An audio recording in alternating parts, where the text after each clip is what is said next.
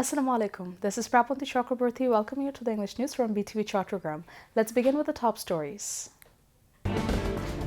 Hopes flourish among jackfruit farmers in Ghazipur as Prime Minister Tariq Rahman announces export to China.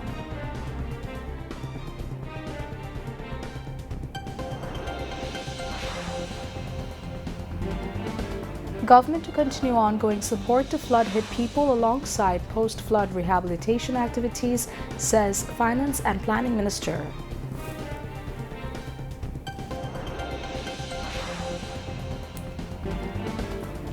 Free seeds and seedlings to be distributed to flood-affected farmers while all cattle to be vaccinated within 15 days, informs Agriculture Minister.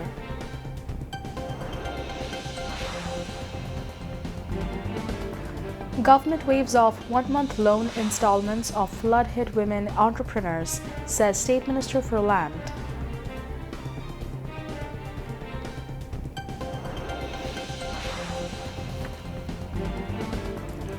Conflict over Strait of Hormuz control intensifies as U.S. strikes on Iran for a sixth consecutive night.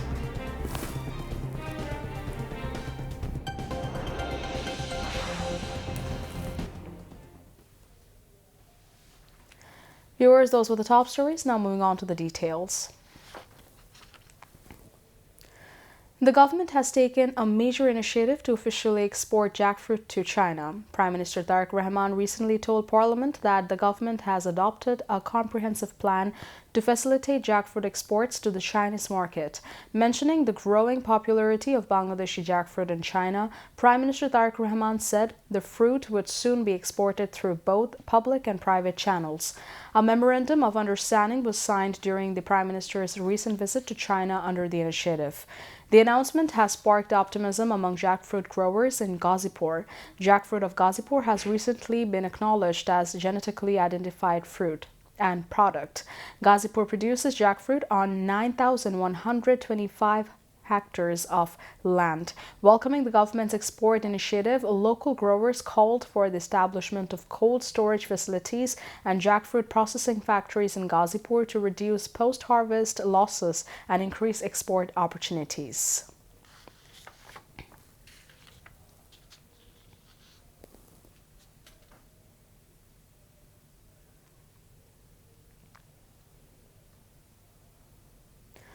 Finance and Planning Minister Amir Khusru Mohammad Chaudhary visited the flood-affected areas of Shatgania, Lohagara, Bashkhali and Chandonai upazilas of Chattogram district today.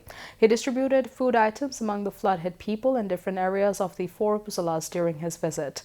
Earlier in the day, Finance and Planning Minister Amir Khusru Mohammad Chaudhary distributed relief items among the flood-affected people in front of Potinga Mahmudud Nobi High School in Chattogram city. After that, he distributed relief items among the flood-hit people in Hadipara of North Potinga in the city. Finance and Planning Minister Amir Khusru Mohammad Chaudhary told reporters at the Lohagara Upazila Porishad that more than 5 and 7 lakh people have been strangled in the flood. 40,000 families have been given cooked food, while 75,000 families given food items including rice and pulse. This ongoing process will continue. The minister further said that the government will conduct post-flood rehabilitation activities including building houses for the flood-affected people, distributing fertilizers and seeds to farmers, preparing roads, and so on.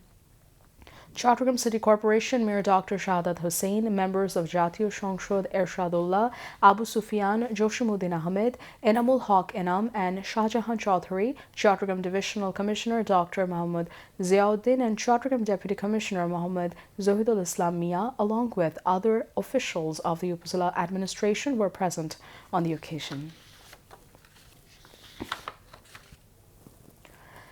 Agriculture, Fisheries and Livestock Minister Muhammad Amir-ur-Rashid said that the government will provide free paddy seeds and seedlings to flood-hit farmers across the districts, including Chattogram, whose seedbeds were destroyed or submerged by recent floods.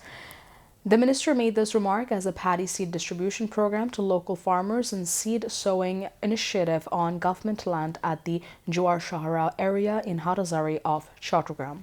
The minister said government will build 2,000 mini cold storages at the union level along and across the country to ensure fair prices for farmers' produce.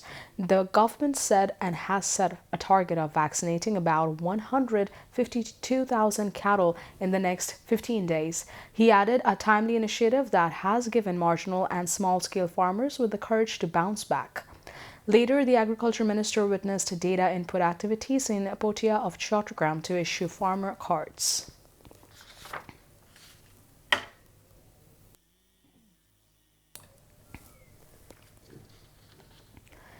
State Minister for Land and Chittagong Hill Tracts Affairs Barrister Mir Muhammad Helaluddin said installments of microcredit loans taken from various banks and NGOs in flood-hit areas have been suspended for 1 month. Additionally, livestock in affected areas will receive free vaccination and treatment under government initiatives. The State Minister made these remarks as chief guest at a relief distribution program at the Bandarban District Council Rest House today. State Minister said the government is giving top priority to post-flood rehabilitation. Additionally, livestock in affected areas will receive free vaccination and treatment under government initiatives. He said Taka 2 million has already been distributed from the Prime Minister's Relief Fund for the flood-hit people in Bandarban District, and more financial assistance will be provided as needed. The State Minister distributed 25 kg of rice and other daily necessities to 300 affected families in different wards of Bandarban municipality. Later, he visited the flood-affected areas of Kairongpara of Bandarban Shodor Upazila and Rongchori Upazilas and distributed relief and among the affected people. Local MP Shoching Pruzeri and received women MP Advocate Madhavi Marma, Bandarban Zila Porishad Chairman Professor Tangjama Lushai, Deputy Commissioner Mohammad Sanjio Firdos, and administration officials were present at the time. One person was killed and 4 others were injured in a collision between a bus and 2 CNG auto rickshaws at Mojer Tech intersection in Cornafuli Upazila on the Chattogram Cox's Bazar Highway in the afternoon. According to eyewitnesses, a city-bound passenger bus was attempting to cross an empty stretch of the highway in the afternoon when it lost control and slammed into 2 CNG auto rickshaws. A CNG auto rickshaw driver died on the spot while local residents rescued the injured victims and rushed them to the hospital. The Bangladesh Security and Exchange Commission (BSEC) has announced a series of reform initiatives aimed at restoring foreign investors' confidence, bringing quality companies into the stock market, and upgrading the market to international standards. The BSEC chairman said that the phased implementation of these initiatives would help make the country's capital market more dynamic and sustainable. The chairman also said steps have been taken to increase market depth by listing fundamentally strong and well-performing companies on the stock market. At the same time, the Commission plans to expedite the initial public offering (IPO) process, expand the bond market, and modernize the trade settlement system. The BSEC chairman further said that the initiatives have been undertaken to promote digital transformation within the Commission's operations. According to him, the implementation of these reforms would further gain the confidence of both domestic and foreign investors and provide a sustainable foundation for the capital market in the long term. Now, international news.